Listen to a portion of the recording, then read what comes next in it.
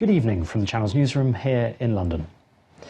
An airstrike which killed more than 44 migrants in Libya may amount to a war crime, according to the UN. More than 130 people were injured in the strike at a detention centre on the outskirts of the Libyan capital, Tripoli. It's been blamed on forces led by warlord General Khalifa Haftar, but his troops accuse the government of the attack. Most of the dead are believed to be sub-Saharan Africans attempting to reach Europe from Libya by sea. It is believed to be the highest publicly reported death toll after an airstrike since Eastern forces loyal to Khalifa Haftar launched an offensive 3 months ago. Thousands of migrants are held in government-run detention centres. Following the strike, the UN has called for Libya to evacuate the people in these facilities for their safety. Our teams are rushing onto the ground to provide them with assistance and to provide medical care, and we're working against the clock to get assistance to people as quickly as possible. But the key thing here is that the situation has to change. We can no longer have a situation where people are trapped inside detention centres, unable to escape when they get caught up in violence, and we cannot have people being brought back to Libya after being rescued on the Mediterranean if that means being held in these detention centres. Iran's president says his country will boost its uranium enrichment to whatever levels it needs beyond the cap set in the landmark 2015 nuclear deal. In a televised address, President Hassan Rouhani said our level of enrichment will be above 3.67 in breach of the limit set in 2015.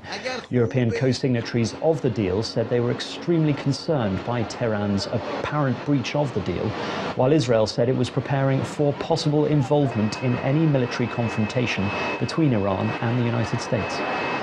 Members of the European Parliament have chosen the Italian socialist David Sassoli as the new president. A former journalist, he won 345 votes in the second round of voting to take the top job. Mr. Sassoli will hold the post for 2.5 years and, under an agreement struck with the Parliament's centre-right EPP group, will hand the presidency to them after that.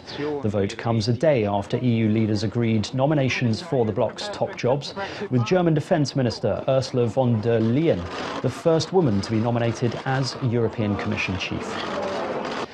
Residents of Russia's northern port of Murmansk have gathered to mourn 14 people killed in a submarine fire. 14 Russian sailors died when a fire broke out while their deep-water research submarine was carrying out a survey of the sea floor near the Arctic. The incident was the deadliest involving a Russian naval submarine since August 2000, when the nuclear-powered Kursk sank, killing all 118 men aboard. The leader of India's main opposition Congress party has resigned, ending weeks of speculation. Rahul Gandhi said he took responsibility for the party's defeat in the recent general election. Mr. Gandhi's father, grandmother and great-grandfather are all former prime ministers. In his resignation letter, he called the impartiality of the election into question, saying that we didn't fight a political party, we fought the entire machinery of the Indian state. Meanwhile, Indian authorities have airlifted the bodies of 7 climbers killed in an avalanche in May to the biggest town in the area for identification and repatriation. 8 climbers, 4 of them from Britain, 2 from the United States and 1 each from Australia and India, went missing on May the 31st after they failed to return to their base camp. The body of the 8th climber has not been found. Authorities in Japan have ordered over 1 million people to evacuate due to flooding fears. Evacuation orders were issued for 1.02 million people on the southmost island of Kyushu to take shelter in evacuation centres and other safe areas. It's as torrential rain in the region threatens to trigger widespread landslides. Some parts of southern Kyushu have received up to 39 inches of rain since Friday, about as much as usually falls in the whole month of July. Forecasters expect as much as 12 more inches of rainfall in some areas by Thursday. And finally, more than 1,200 items from the life of the late actress Elizabeth Taylor are being put up for auction.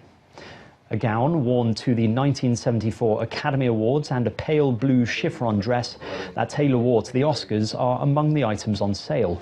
Also on offer will be a gold-plated sterling silver Cartier belt that Taylor had inscribed to her mother, which is expected to sell for more than $40,000. The auction will be held in early December in California. And that's your international news around the world in 5.